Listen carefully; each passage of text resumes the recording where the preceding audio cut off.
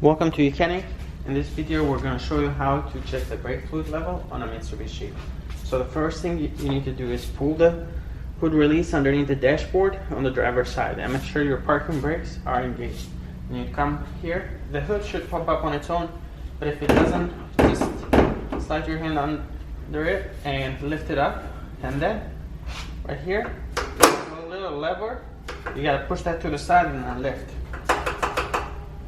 Then you'd go ahead and support the hood with a prop rod.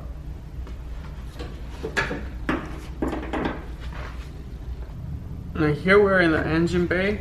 Here we have the engine, driver's side, right in front of the driver. You can see the brake fluid reservoir. If you look here at the side, you'll see a mark that says max. So you need to be just barely below that. In order to add brake fluid, clean up the cap here with a clean cloth, then push and twist just about half a turn, then remove it, then you can add brake fluid. It's not recommended to add brake fluid from an open container, and also even more important, you need to make sure that you are adding the correct brake fluid. On the cap of the brake fluid reservoir, it'll say .4, it might say .3, or you might say .5. Make sure only use whatever is recommended on that cap. Add it and do not go above the maximum, and then insert the cap and tighten it.